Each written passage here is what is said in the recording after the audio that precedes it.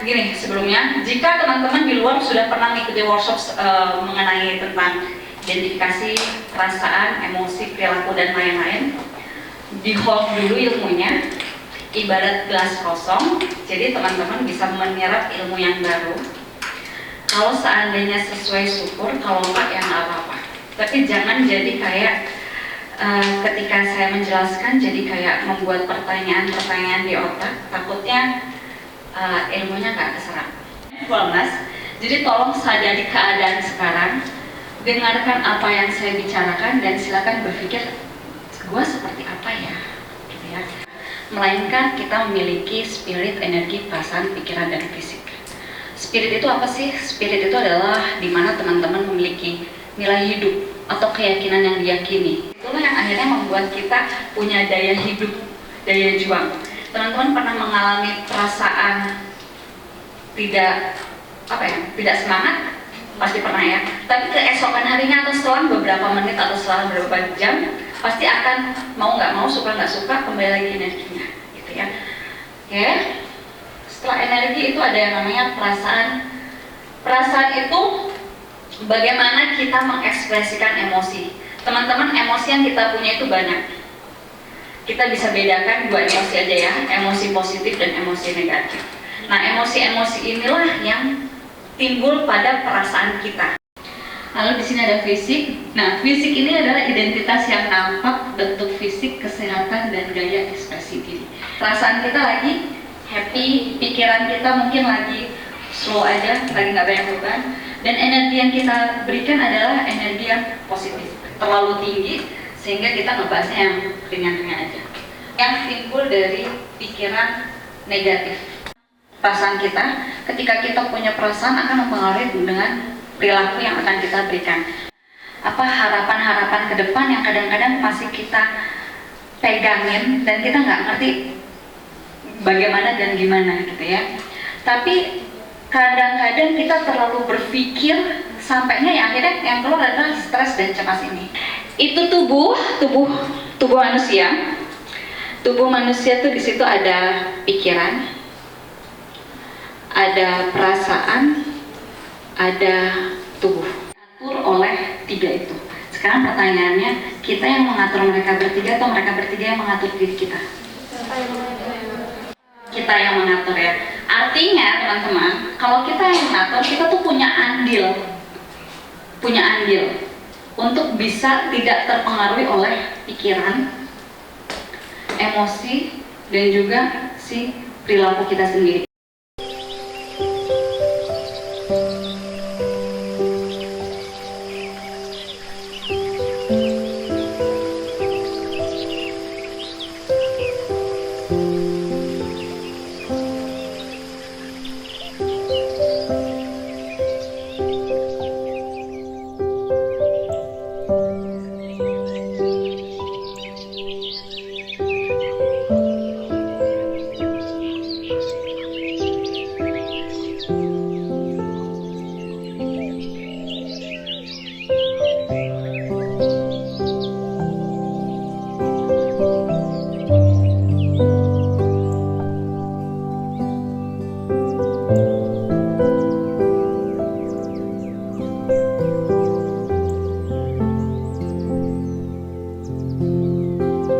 Tadi saya bilang, kita yang mengizinkan tiga benda ini atau tiga benda ini yang mengatur kita. Kadang-kadang kita tanpa sadar diatur oleh mereka bertiga. Kita lagi emosi nih, badan kita yang berpengaruh, entah sakit, entah nggak nafsu makan, yang cewek nggak mau dandan, yang cowok nggak mau mandi, nggak mau potong rambut, yang cewek sampai kukunya panjang mungkin, gitu. Padahal kalau kita yang mengatur mereka, mungkin kita bisa ngasih jeda. Oke, jeda sedih, mau berapa lama nih? Sejam, nggak apa-apa. Setelah itu bangkit. Caranya gimana?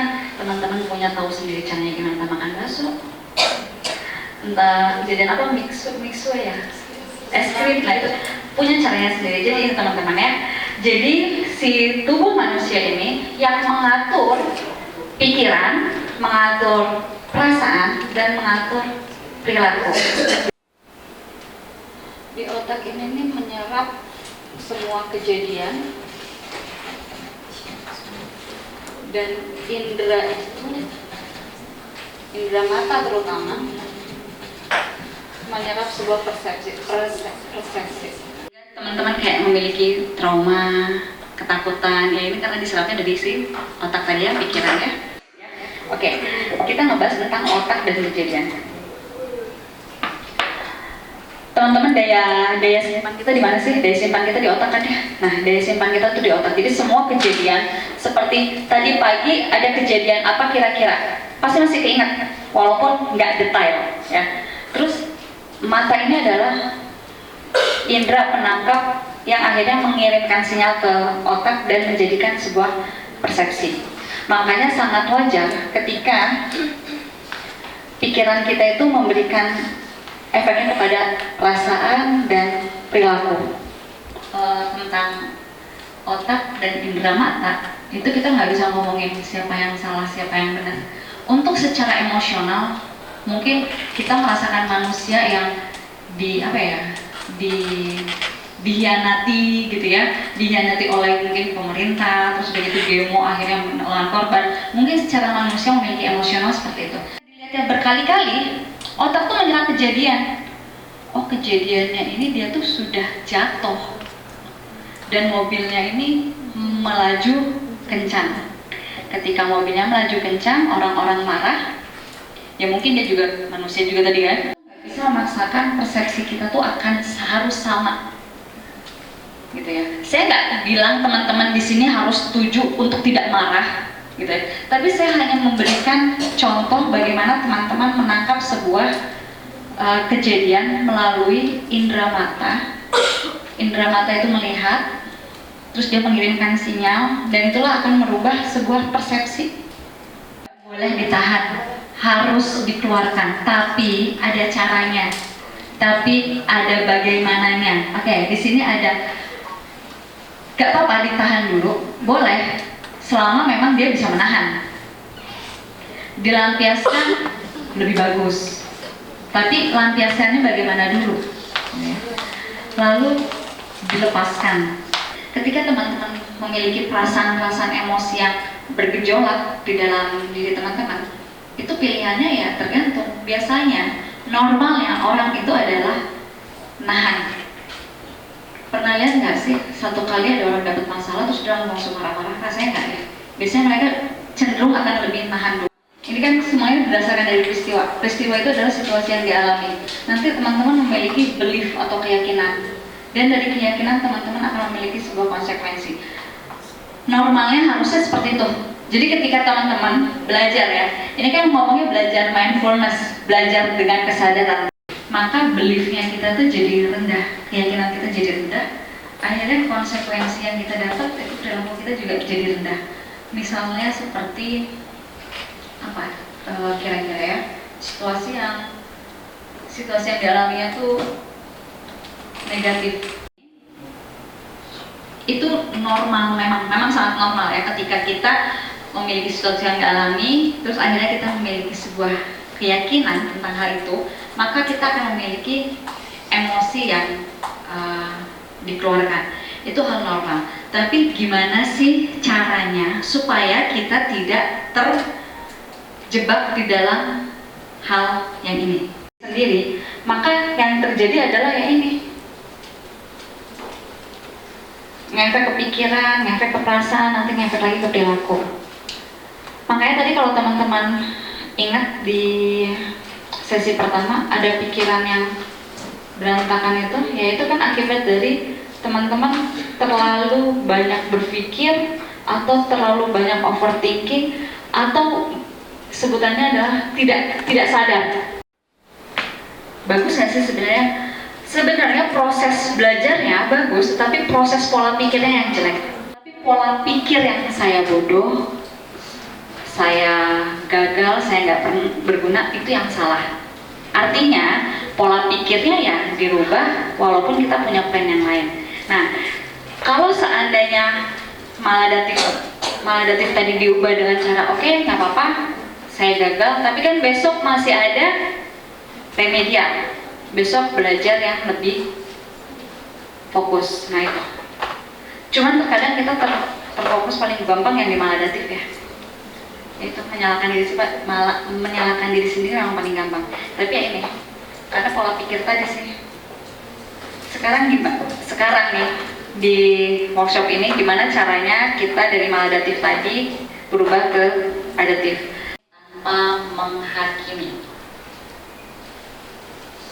Jadi lagi-lagi ya, teman-teman itu hanya sadar, cukup sadar. Contoh yang tadi saya ambil adalah gagal ujian. Cukup sadar aja udah nilai ujiannya jelek. Perasaannya apa? Sedih. Perasaan tubuh biasanya apa sih? Ya lemes aja, udah nggak bergairah, nggak nafsu makan dan lain-lain. Ya udah selesai, tanpa harus dihakimi. Ya tadi saya bilang, tanpa harus ada pola maladatif tadi. Gitu. Merasa nggak terima atau sedih habis dijahatin orang gitu. Ya boleh. Tapi sadar kan dijahatin orangnya sadar. Iya sadar. Iya, awal-awal kan sedih, marah, bingung, nggak terima gitu-gitu. Ya awalnya narik diri, ngurung diri gitu-gitu. Lama-lama ngerasanya kok buang-buang waktu sendiri, yang ngapain orang yang nyakitin aja kayaknya, bahkan nggak efek dia gitu. Lama-lama ya udah emosinya berlalu, udah lewat. Mungkin intensitasnya nggak kayak orang pertama menggebu-gebu, lama-lama berkurang hilang, terus ya mulai netral, terus kayaknya mulai keisi sama emosi-emosi baru, mulai bisa fokus sama hal-hal yang lain. Kejadian itu terus menerima dan merespon emosi tadi. Teman-teman, yang namanya mindfulness itu sadar penuh itu susah. Maka kami mengadakan pelatihannya. Tapi ingat, ketika dari pelatihan ini bukan berarti teman-teman bisa menjadi hero yang mindfulness banget, enggak. Semua ini harus dilatih, semua harus dilatih. Baik, ini dong. Jangan kalian menyebarkan emosi baru ke orang lain. Karena apa? Karena akhirnya emosi itu bisa menular. Itu salah satu kalian tuh sadar akan diri kalian lagi marah. Nggak mau diganggu, nggak mau diajak ngomong dulu. Udah.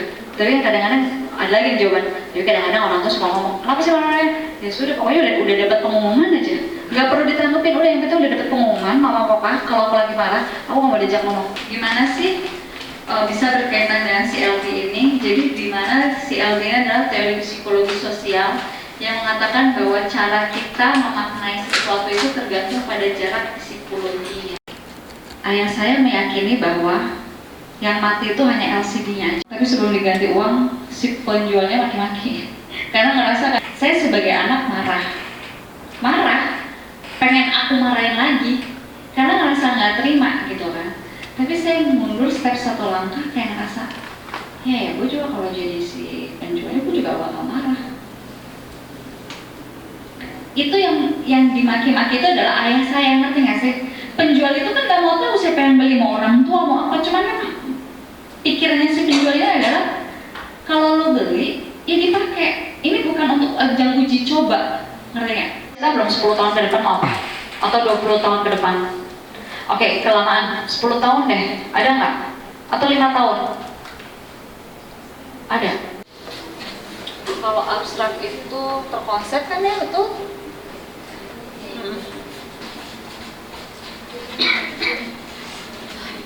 Terus udah gitu universitas yang belum tahu, oke, mau ngambil program apa? Melanjutkan ini Bu. Oke, secara dekat, karena waktunya mepet.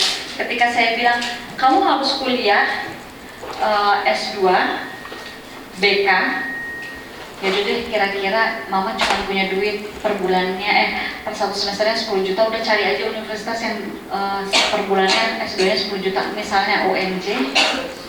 Jadi dia lebih, kalau yang apa yang namanya yang dekat, kita melihat dekat, itu pasti lebih konkret, lebih detail, lebih praktis, gitu kan? Kenapa ya gue mesti di universitas ini? Kenapa ya harus di Jakarta? Nah itu. Jadi control level teori ini adalah teman-teman gimana harus mundur satu langkah untuk melihat secara global. Jadi teman-teman kalau teman-teman punya apa namanya cita-cita udah setinggi langit aja, kan abstrak, nggak apa-apa, masih abstrak.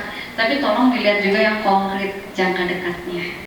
Sosial itu teman-teman terhadap hubungan lingkungan sosial, dan juga hipotesis itu kayak kemungkinan. Kalau temporal itu yang seperti yang tadi saya bilang ya, ini ngomongin jarak dekat, kan kita suruh satu step mundur ke belakang. Temporal, besok kita acaranya jam 8, karena teman-teman udah punya pengalaman hari ini, maka teman-teman mungkin akan pergi dari rumah di jam yang sama. Waktunya, mundur lagi nih waktunya. Kalau dari Bogor, berarti harus jam 6 pagi nih. Atau gini deh Pak, ini lagi-lagi saya ingatkan ya, si LT ini kan suruh mundur nih satu step di belakang. Pernah nggak sih teman-teman ada kan sebagian yang punya pacar, atau lagi ada yang PDKT, nggak usah ngomong yang pacar, lagi ada yang PDKT, ada nggak? Mikir gini nggak? Gimana ya kalau seandainya gua tuh jadi pacarnya dia? Nah itu adalah sosial, itu normal. Gimana ya kalau gue seandainya jadi dengan dia? Makanya kadang-kadang banyak orang yang ragu-ragu kan, aduh kalau gue jadi sama dia gimana ya? Dianya begini, treatmentnya kayak gini, dia kayak diajak komunikasi, aduh gimana ya kayak gitu. Nah yang pacaran biasa nggak mikir, kalau gue nikah sama dia gimana ya? Nah itu ada sosial. Nah hipotesis itu kayak seperti kemungkinan yang ada. Jalin suatu hubungan, emosinya adalah 50. Udah ya kan proses ya. Bukti pendukung pikiran adalah banyak kasus perceraian. Itu yang membuat pikiran saya itu takut menikah. Nyampe kalau emosi itu semudah itu sebenarnya.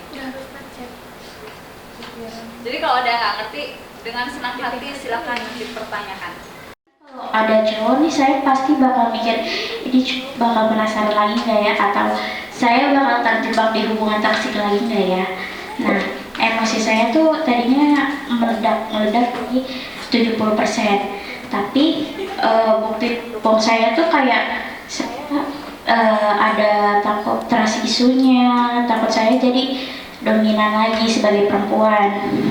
Lalu kalau bukti tidak mendukungnya kan, aku bisa sendiri. Kenapa harus bergantung sama cowok yang nggak berguna di hidup aku kayak gitu. Terus pikiran barunya pasti setelah aku bisa sendiri dapetin cowok yang apa yang aku mau. Setelah itu emosinya jadi turun 25%. Terima kasih. Ada interaksi. Jadi teman-teman kayak melihat saat ini, terus udah gitu mundur ke belakang, melihat kayak tadi Putri, ya kan lagi sendiri. Terus ya udah nggak apa-apa, nggak ada cowok juga nggak jadi masalah. Mungkin nanti kalau ada cowok mendapatkannya yang lebih baik. Bagaimana teman-teman bisa sadar bahwa emosi teman-teman itu juga adalah satu kesatuan dari diri teman-teman yang harus di-backup. Ayo minta maaf sama emosinya. Karena selama ini emosinya tuh selalu diabaikan. Selama ini emosinya tuh selalu dibiarin. Selama ini emosinya tuh selalu disalahkan, bener kan? Selalu emosinya. Oke. Di halaman 43 teman-teman boleh berkelompok.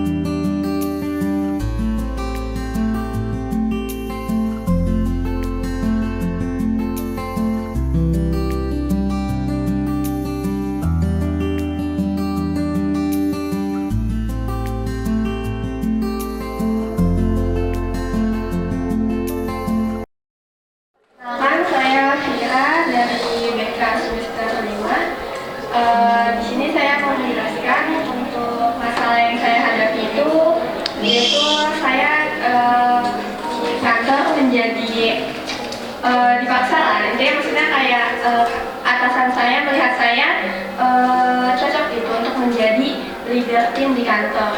Nah, perspektif dekatnya yang saya lihat itu saya merasa tertekan nih karena tidak siap memimpin dan membuat saya takut salah ambil keputusan. Lalu untuk perspektif jauhnya,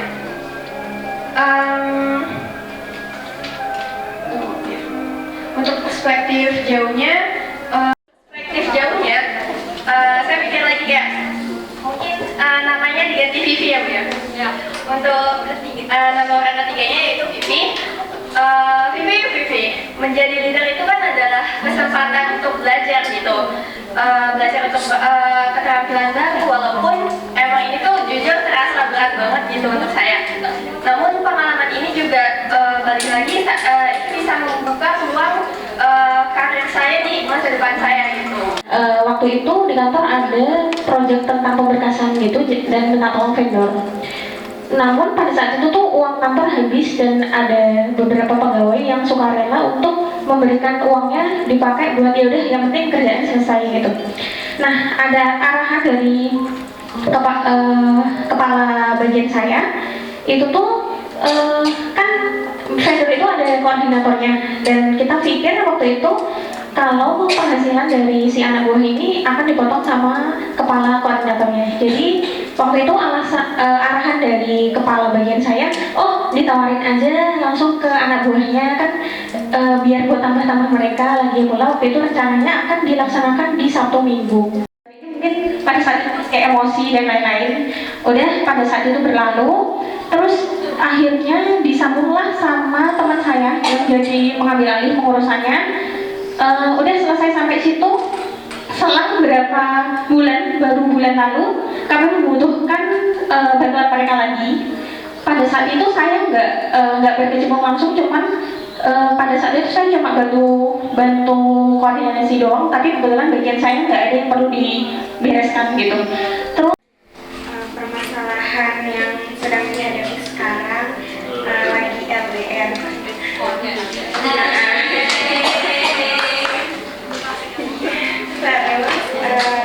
Perspektif dekatnya itu aku kayak kurang percaya diri, terus takutlah dia punya hubungan lain di sana. Nah terus perspektif jauhnya sebagai orang lain yaitu saya main jujur, kata dia ya udahlah gitu, jangan overthinking dulu, jodoh kan gak akan kemana kalau dia setia, gak akan seperti itu. Lihat aja Titi Kamal dan Christian. Itu masalah kekerasan, bukan kekerasan. Dari suatu tempat itu saya hal yang sepele, seperti ketika orang itu menyuruh saya tidak menanggapi. Dan ketika saya yang menegur dia dan yang orang itu, dia marah, bilang apa? Kok saya ini cuma duduk doang? Itu hal yang menutup pintu. Nah saya tutuplah, kayak sebelumnya saya tutuplah pintunya. Terus seorang itu bilang, lah ini kenapa ditutup? Kenapa ditutup? Nah tutuplah kan, selama harus ditutup kan pintunya. Nah dan setelah itu dia kayak malu menunjuk apa gimana. Saya kadang lagi tidur di kamar itu, saya berdiri, nah saya jatuhin. Ketika saya dijatuhin, saya di sini dijekek. Cuma itu sampai berdarah, sampai saya itu tidak berdaya lagi. Sampai teman saya sebelah sini kena plak gitu. Ya kan?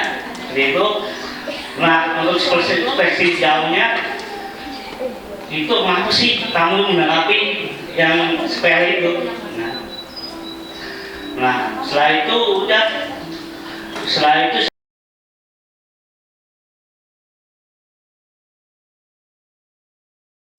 ungkapkan atau gambarkan aja perasaan kalian di kelas sore hari ini.